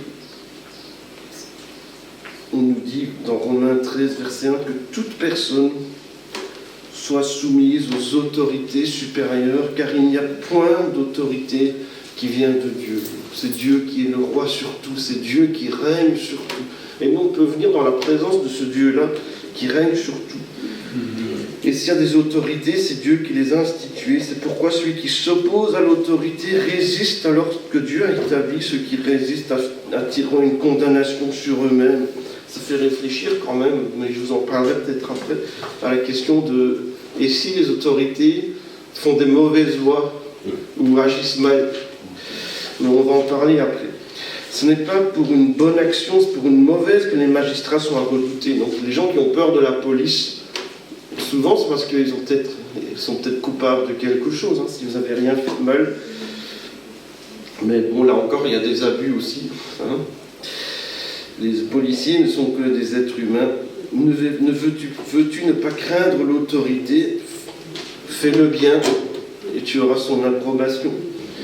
Évidemment, celui qui agit mal, qui cache des choses. Aujourd'hui, j'ai remarqué, mais c'est pas nouveau, hein, mais les règles et les lois, c'est assez relatif pour les gens. Déjà, quand j'étais à l'école primaire, on m'avait dit, il y a un instituteur qui m'avait dit, c'est pas grave si on triche. C'est pas grave si vous trichez. Moi, mon rôle, c'est d'essayer de vous découvrir. Voilà. Mais si vous trichez et qu'on ne vous découvre pas, ben voilà. Donc mais c'est un peu comme ça la mentalité des gens aujourd'hui. Hein. Je passe au feu rouge, il n'y avait pas de policier, donc c'est pas grave. Voilà, personne ne le sait, il n'y avait pas de policier, donc c'est pas grave. Et si je fais des choses qu'on ne peut pas, mais si on ne me découvre pas, ben ça va. Allez, donc les policiers sont juste là pour nous embêter, les juges et les magistrats sont juste là pour nous embêter, nous empêcher, et en fait, et nous, notre but, c'est qu'on ne nous découvre pas, voilà. Mais la Bible nous dit que Dieu te voit même quand tu es tout seul chez toi, et qu'il faut tout le temps agir bien, et être des exemples et des modèles en tout. Et la loi, les règles, et les lois de la parole de Dieu non plus, parce qu'on aime bien un petit peu, hein, et la Bible dit que oui, mais c'est pas grave, quoi. Et puis personne ne le sort, puis Dieu est bon, hein, Dieu est gentil. Hein. Et on a bien un peu d'un petit peu chipoter avec les lois et pousser jusqu'où est-ce que je peux aller avant que ça devienne un péché. Parce que si tu te poses la question, c'est peut-être déjà un péché. Hein, voilà. Ne dis pas jusqu'où je peux aller jusqu'à ce que ce soit un péché. Tu veux être le plus loin du péché possible. Tu veux vivre dans la sainteté. Tu veux vivre avec Dieu. Ce n'est pas pour une bonne action, c'est pour une mauvaise que les magistrats sont à redouter. Fais le bien, tu auras son approbation. Et c'est la même chose, on veut vivre pour Dieu, on veut vivre pour Jésus, on ne veut pas juste vivre pour les gens, et on veut des gens d'intégrité. Les chrétiens doivent être intègres quand même, non? Amen. Le magistrat est serviteur de Dieu pour ton bien. Mais si tu fais le mal, crains, car ce n'est pas en vain qu'il porte l'épée. Bon, aujourd'hui, les policiers n'ont pas d'épée. Hein. Mais si tu fais le mal, crains, car ce n'est pas en vain qu'il porte l'épée. C'est un peu comme l'histoire avec les mousquetaires et tout ça, mais c'est plus comme ça aujourd'hui. Hein. Il n'y a plus d'épée. Étant serviteur de Dieu pour exercer la vengeance et punir celui qui fait le mal. Ça avait l'air d'être sérieux quand même. Aujourd'hui, on a une contravention orale. À ce temps-là, on pouvait être frappé avec une épée. Voilà. Il est donc nécessaire d'être soumis non seulement par crainte de la punition, mais par motif de conscience. Donc on ne fait pas le bien juste parce qu'on a peur d'être puni. On fait le bien parce qu'on est des enfants de Dieu. Et notre conscience ne veut pas qu'on agisse mal. C'est aussi pour ça qu'on paye les impôts. Voilà, on n'aime pas. Surtout en Belgique, parce qu'on a l'impression qu'on dit toujours qu'on en paye plus que les autres. Je pense qu'en partie c'est peut-être vrai. Les magistrats sont des ministres de Dieu, entièrement impliqués à cette fonction. Rendez à tous ce qui leur est dû. L'impôt à qui vous devez l'impôt, le tribut à qui vous devez le tribut, la crainte à qui vous devez la crainte, l'honneur à qui vous devez l'honneur. Ça on n'aime pas trop, je sais pas vous, mais on a l'impression que les gens n'aiment pas trop les autorités pour l'instant. Et quand, même déjà avec le Covid, là, qu'on disait restez chez vous et tout ça, les gens critiquaient et vous voulez quand même aller dehors. Il y a des gens qui allaient comme dans des restos, on a même attrapé des ministres hein, qui faisaient la fête au resto et tout ça. C'était un scandale en Angleterre là, avec l'ancien ministre, je ne sais plus son nom, qui avait fait il y avait eu une fête. Il y avait une fête avec il y avait des ministres et des trucs comme ça, alors que c'était le Covid. Boris Johnson. Rendez à tout ce qui leur est dû. Alors verset 8, ne devez rien à personne, si ce n'est de vous aimer les uns les autres. Donc les chrétiens doivent avoir une seule dette, c'est ça, les chrétiens ne doivent pas avoir de dette, et s'ils en ont, ils doivent essayer d'arranger les choses. C'est pas tout le temps facile. Mais on doit essayer d'arranger les choses pour pouvoir payer, si on a un plan de paiement plusieurs fois, par exemple, parfois en parlant, il y a moyen de trouver des solutions. Mais en tout cas, le chrétien ne doit rien devoir à personne. Et faites attention, hein, ne multipliez pas les cartes de crédit, vous allez, des choses comme ça, vous n'allez pas vous en sortir. Ne devez rien à personne sauf une seule chose. Aimez-vous les uns les autres, car celui qui aime les autres accomplit la loi. Donc il faut toujours aimer les autres, on peut toujours les aimer encore plus, et on peut toujours aimer les autres, mais en tout cas on ne doit rien devoir, et on ne doit rien avoir à pouvoir nous reprocher non plus, et on doit pouvoir être libre de servir Jésus, de briller pour Jésus sans avoir toutes sortes de fardeaux et de choses qui nous tracassent, même si on a une vie plus simple. Peut-être qu'on n'a peut-être pas tous les trucs à la mode, nécessairement on fait des choix, mais souvent les gens vivent au-delà de leurs moyens et ça leur cause, finalement ça cause des envies tôt ou tard. Hein. Voilà, il ne faut pas être non plus jaloux des autres, il y a des gens qui ont l'air de bien s'en sortir et puis on voudrait aussi faire comme eux. Hein. Donc on achète aussi les nouvelles Nike Air à 600 € parce que les autres copains c'est ça qu'ils ont. Mais les autres copains peut-être qu'ils savent se le permettre, nous on ne sait pas et on se retrouve dans les ennuis pour pouvoir faire comme les autres. C'est pas ça qui est important. L'important c'est craindre Dieu, servir Dieu, marcher avec Dieu et être sage. Et Dieu est au-dessus de tout et on nous demande de respecter les autorités, de n'avoir rien à nous reprocher et que personne n'ait rien à nous reprocher non plus. Et de faire tout ce qu'on doit faire, et puis prier. Et on va lire des versets par après, mais on nous demande de prier justement pour le pays, pour les autorités, pour les nations. Et c'est Dieu qui est au-dessus de tout. Et parfois on se dit, mais Dieu, qu'est-ce que tu fais? Je ne sais pas si ça vous arrive, mais quand on voit les élections, les politiques et les trucs qui se passent dans les pays, y compris le nôtre, hein, parce que je sais pas, il y a combien de gouvernements, il y a 5 gouvernements, 6 gouvernements, je sais pas combien de ministres et de gouverneurs et de je sais pas quoi qui se disputent et qui parlent, qui essaient de tous... voilà. Mais Dieu est au-dessus de tout et on doit lui faire confiance. Colossiens 1,16. En lui ont été créées toutes les choses en Jésus. Hein. C'est encore en Jésus. Hein. En Jésus, on se tient devant Dieu. En Jésus, on a toute bénédiction dans les lieux célestes en Christ. En Jésus, et tout ce qu'on a dit tout à l'heure. En Jésus, toutes les choses qui sont dans les cieux, les visibles et les invisibles, ont été créées, y compris les trônes, les dignités, les dominations, les autorités. Tout a été créé par lui. Tout a été créé par Dieu.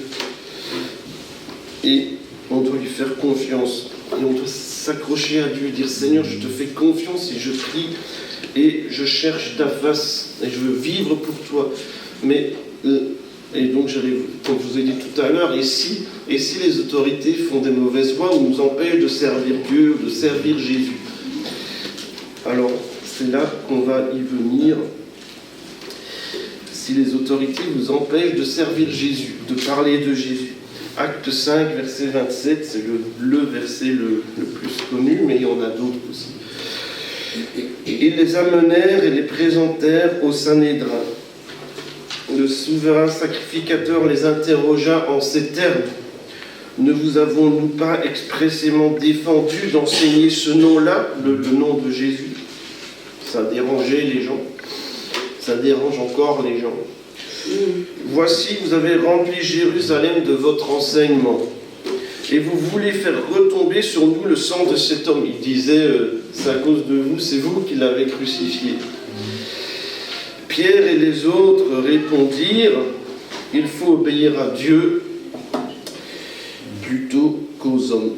Alors, ça peut sembler contredire ce qu'on a dit juste avant, mais non. Hein. Tant que les lois ne nous empêchent pas de servir Dieu, ou ne sont pas en contradiction avec la parole de Dieu, eh bien, et de toute façon même, on respecte tout le monde, on a de la crainte, on respecte, on donne de l'honneur aux gens, mais il y a des choses qu'on continuera de faire, c'est parler de Jésus, servir Dieu, annoncer l'évangile, prier, lire sa parole, venir à l'église, et vivre comme Dieu l'entend, comme Dieu nous demande, ça on n'arrêtera jamais de le faire et on continuera toujours de le faire.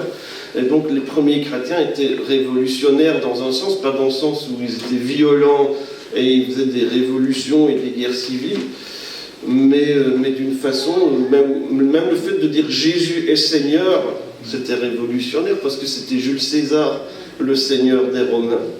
C'était César le Seigneur, c'était l'empereur le Seigneur.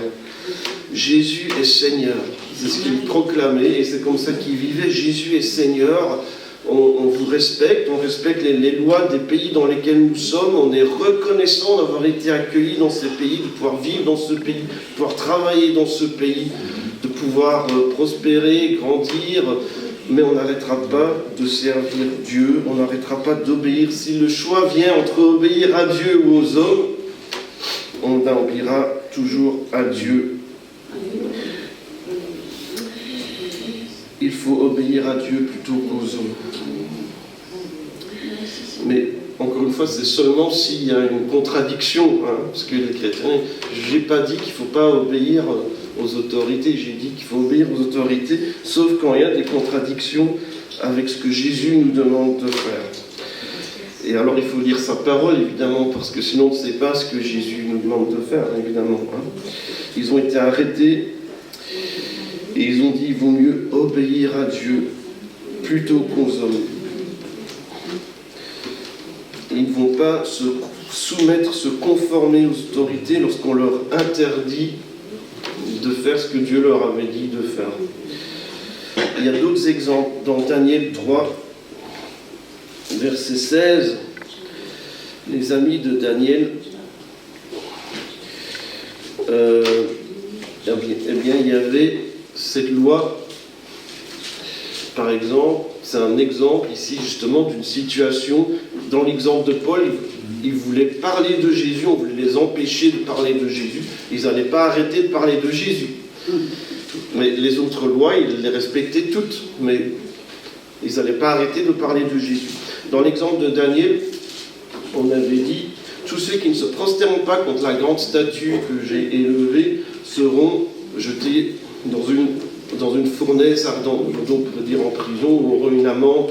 Voilà, tous ceux qui ne se prosternent pas, tous ceux qui ne vouent pas un culte à telle et telle chose, eh bien on va les jeter en prison. Voilà, c'est un autre exemple où on va dire non, nous on ne sert que Dieu, on ne loue que Dieu, on adore que Dieu, on ne se prosterne que devant Dieu. Shadrach, Meshach et Abednego, Daniel 3, verset 16, répliquèrent au roi, parce qu'ils pouvaient parler au roi, ils pouvaient aller dans la présence du roi, parce qu'ils étaient quand même élevés dans leur fonction. Nous n'avons pas besoin de te répondre là-dessus. Voici notre Dieu que nous servons peut nous délivrer de la fournaise ardente et nous délivrera de ta main, mon roi. Mais de toute façon, donc même si on n'était pas délivrés, nous ne servirons pas tes dieux, nous n'adorerons pas ta statue d'or que tu as élevée. Donc il y a des cas où les chrétiens doivent dire « je n'adorerai que Dieu, je n'adorerai que Jésus, je ne ferai pas autre chose ». Et ça allait contre les lois. Ça s'est bien passé pour eux, mais ça c'est pas toujours le cas. Il y a des chrétiens qui sont en prison, qui sont tués, assassinés, kidnappés tous les jours dans le monde. Parce qu'ils aiment bien leur pays, ils aiment bien le pays, ils aiment bien la Corée du Nord, ils aiment bien l'Iran, ils aiment leur pays, ils suivent toutes les lois de leur pays, ils respectent leur pays, mais ils ne vont pas adorer autre chose que Jésus, et ils ne vont pas commencer à ne pas parler de Jésus, ils vont continuer de parler de Jésus, et on ne pourra pas les arrêter. Et c'est Dieu qui élève, c'est Dieu qui abaisse. Et ça nous encourage aussi. Justement dans Daniel, le chapitre avant, Daniel 2, verset 21, on dit « C'est lui, c'est Dieu qui change les temps et les circonstances. » Amen, amen. Voilà, on dirait les choses changent. Ben, c'est Dieu. C'est Dieu et parfois on ne comprend pas, on ne sait pas. Mais c'est Dieu qui change les temps, les circonstances, qui renverse et qui établit des rois, qui donne la sagesse aux sages et la science à ceux qui ont de l'intelligence. Donc s'il y a des gens sages, c'est Dieu. Et ce qui est marrant, c'est que parfois ils ne sont pas chrétiens. Hein. Il y a des gens qui ne sont pas chrétiens, qui ont énormément de sagesse et qui disent des bonnes choses. C'est quand même Dieu. Et Daniel 4, verset 17.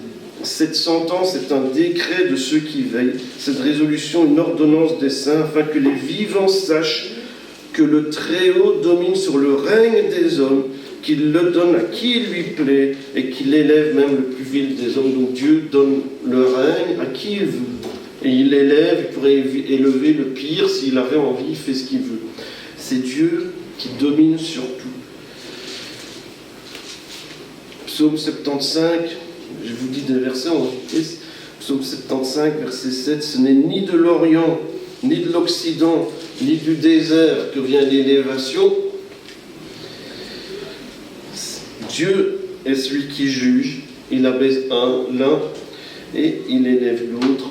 Dieu règne, Dieu fait ce qu'il veut. Voilà. Dieu abaisse l'un, Dieu élève l'autre. Et il connaît, il sait pourquoi, il sait ce qu'il fait. 1 Samuel 2, verset 7, l'Éternel appauvrit et il enrichit. L'Éternel abaisse et il élève. De la poussière, il retire le pauvre, du fumier, il relève l'indigent, pour les faire asseoir avec les grands. Dieu peut faire ça. Il leur donne en partage un trône de gloire, car l'Éternel sont les colonnes de la terre, c'est sur elles qu'il a posé le mot. Dieu règne sur tout, et on a l'impression parfois qu'il ne sait pas ce qui se passe, ne vous inquiétez pas, il sait bien ce qui se passe.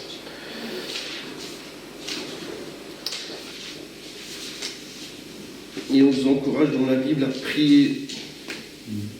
Prier pour les dirigeants, prier pour les autorités, prier pour les responsables.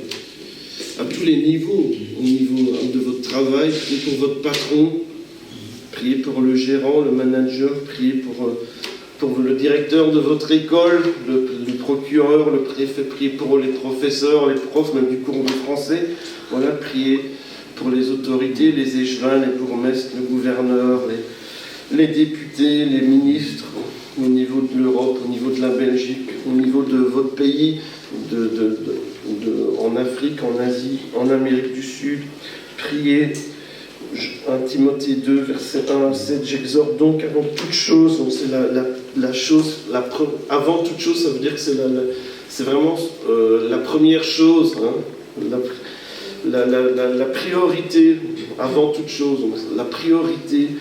J'exhorte, ça veut dire que je vous encourage vraiment de tout mon cœur, en premier, à faire des prières, des supplications, donc supplier. Seigneur, je t'en supplie, tu vois la situation à Gaza par exemple, ou tu vois la situation dans tel ou tel pays, en Ukraine, peut-être que vous avez d'autres idées, au Yémen, en Belgique, en Angleterre, voilà.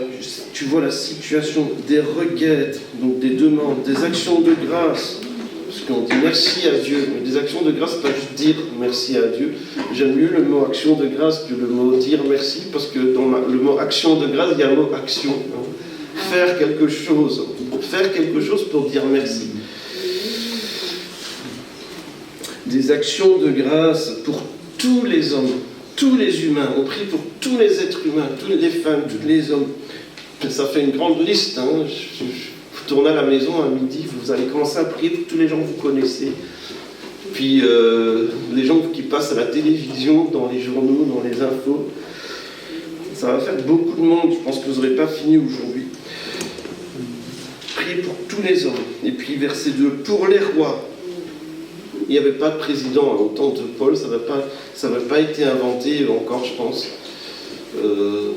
Quoique les Romains avaient déjà l'idée d'une république, je pense déjà avant ça. Pour les rois et pour tous ceux qui ont été élevés en dignité, afin que nous menions une vie paisible et tranquille, en toute piété et honnêteté. Nous prions pour tous ceux qui sont élevés en dignité, peu importe le nom, hein, qui s'appelle sultan, roi, prince, ou je sais pas, ou président, ou premier ministre.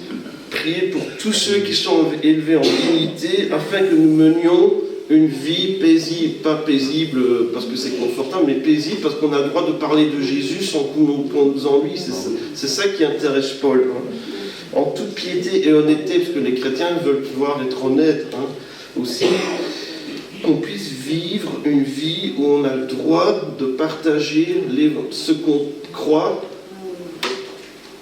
Je pense que ça devrait être logique quand même. Hein. Chacun devrait avoir le droit de partager ce qu'il croit. Et puis on les écoute, puis chacun s'écoute.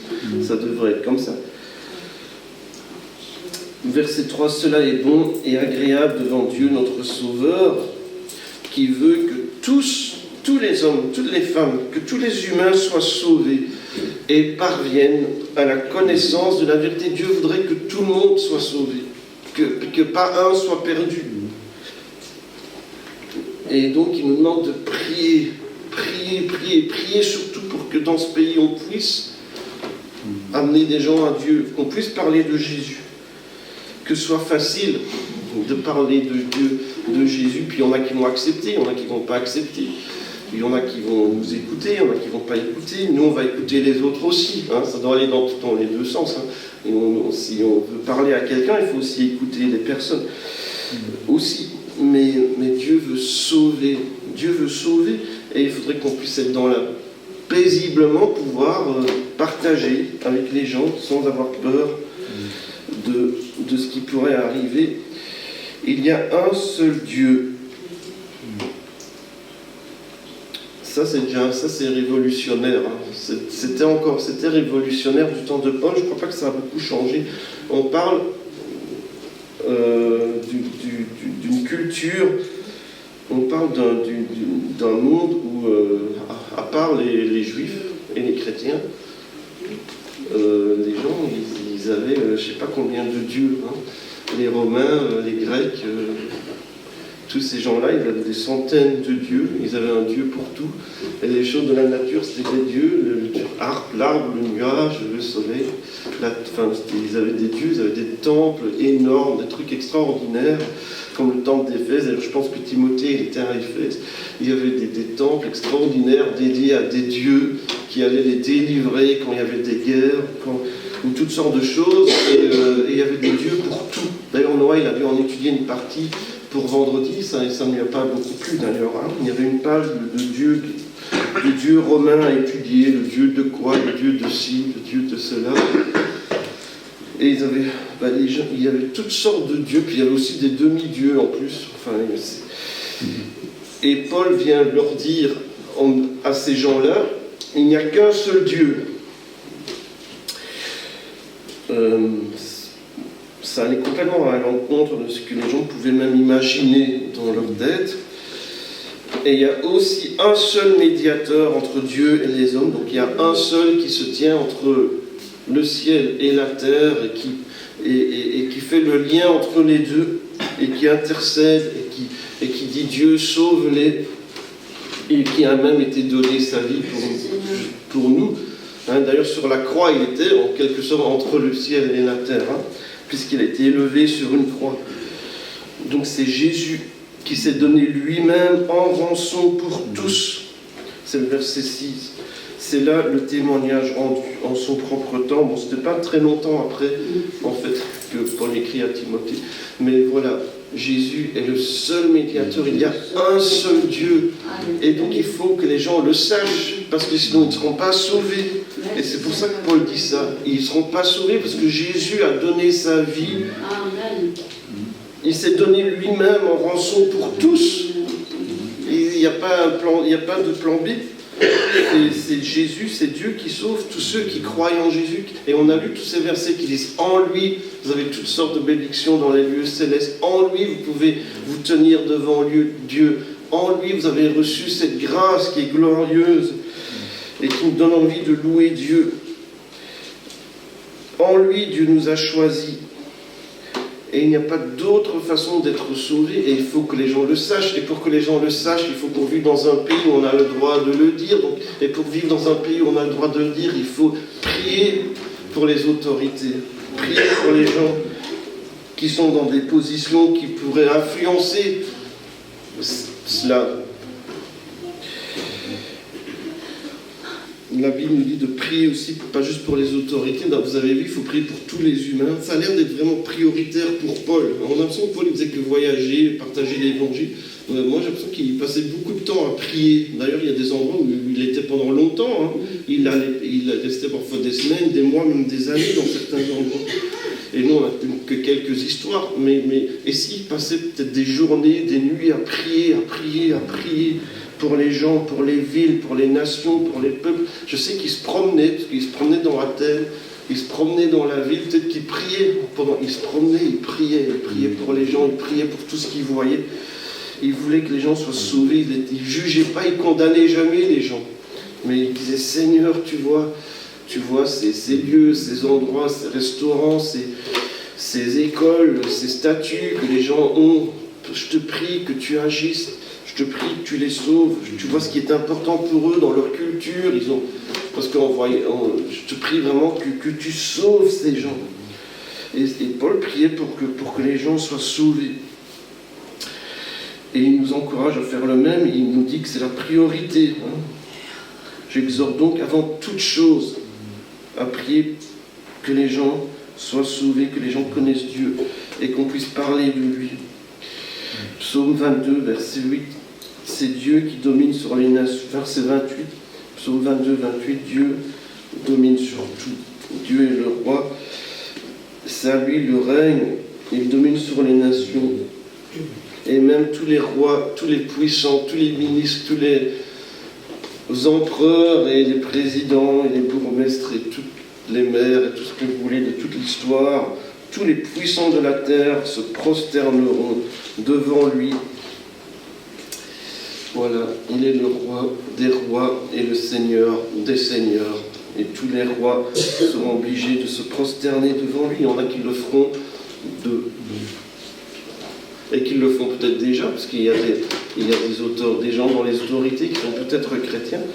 On aimerait bien qu'ils le disent un peu plus, mais il y en a qui seront obligés de se prosterner devant lui, puisque tout genou fléchira. La Bible dit tout genou fléchira, et toute langue sera obligée de confesser que Jésus est le Seigneur. C'est écrit aussi dans la Bible. Dans 2 Chroniques 7, 14, il écrit « Si mon peuple sur qui est invoqué mon nom », donc ceux qui se disent, qui portent mon nom, qui se disent de moi, par exemple les chrétiens, le chrétien, c'est comme Christ. Hein. Des gens comme Christ, qui suivent Christ, de petits Christ. On les appelait comme ça au début dans le livre des Actes pour se moquer d'eux. Hein. Les chrétiens venaient, ils avaient cru en Jésus. Au départ, c'était beaucoup de juifs qui avaient cru en Jésus, puis il y a eu d'autres qui se sont joints aussi. Et ils parlaient de Jésus, ils parlaient de Christ. Et puis on a commencé à leur dire, à les appeler chrétiens, les petits Christ. Mais ils ont bien aimé ce mot-là parce qu'ils ont commencé à s'appeler comme ça aussi. On est des petits Christ partout où on va. Donc ceux qui s'appellent de mon nom. Si tu dis que tu es chrétien, tu t'appelles du nom de Christ. Si mon peuple sur qui est invoqué mon nom. Tous ceux qui disent qu'ils sont chrétiens ou qui s'humilient, prient et cherchent ma face, et si ça va, déjà ça, je trouve que c'est pas si simple. Hein. Déjà, donc, voilà, on va prier, on va vraiment chercher la face de Dieu. On va pas juste dire qu'on est chrétien, mais non pratiquant. Hein, voilà. On va vraiment chercher Dieu, on va s'humilier, on va chercher Dieu, on va prier pour le pays, on va prier pour nos familles, on va prier pour nos enfants, on va prier pour tout ce dont on a besoin. Mais ce qui suit, je trouve que c'est encore moins facile, et s'il se détourne de ces mauvaises voies. Donc, il y a des choses à ne plus... il faut prier, mais il y a aussi des choses à ne plus faire.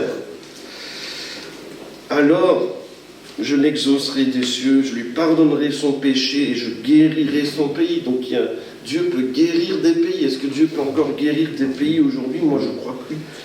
C'est sûr, ça. C'est sûr.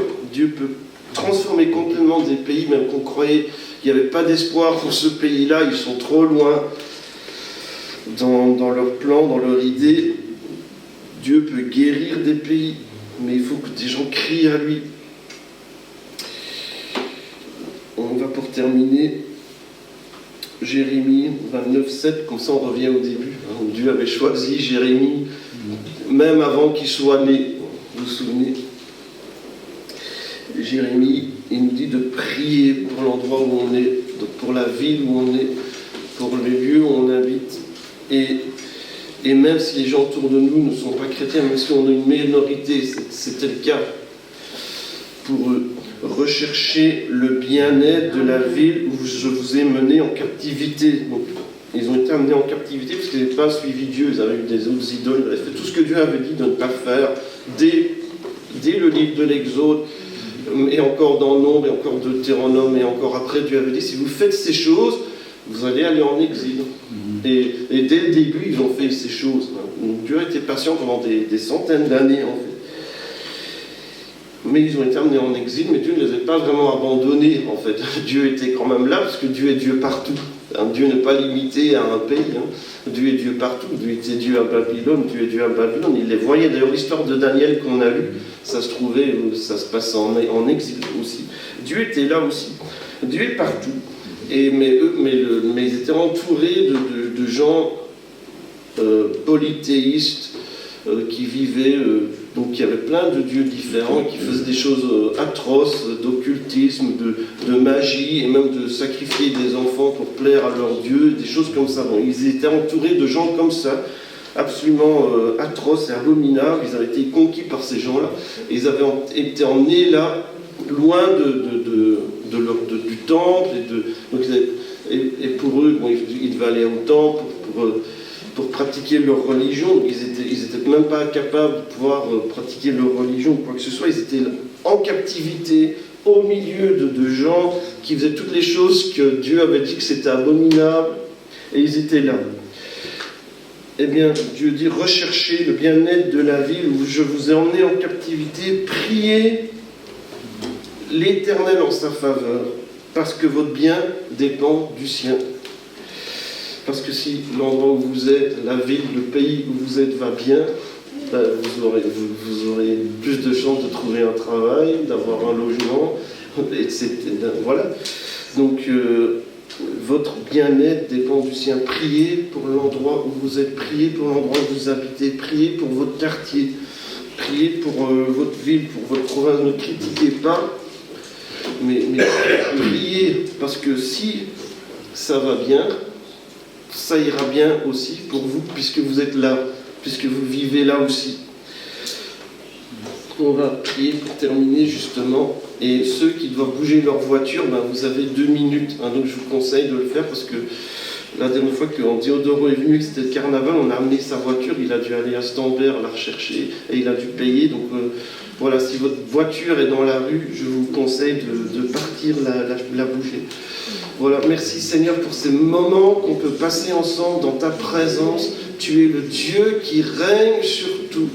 Toute autorité t'a été donnée. Tu es le roi, tu es le Seigneur des seigneurs. Tu as tout créé. Et je te remercie parce que tu nous as choisis, tu nous as élus. Tu as dit, je te choisis. Je te choisis, je te vois, je te choisis. Je t'avais même choisi avant que tu sois né. Tu n'es pas un accident. Je te connais, je connais les choses que tu as traversées, peut-être les choses que tu vas encore traverser, mais je te connais, j'ai un plan pour ta vie et je veux t'utiliser. Je te demande que tu me donnes ta vie entièrement et que tu me fasses confiance. Tu vas voir ce que je suis capable de faire.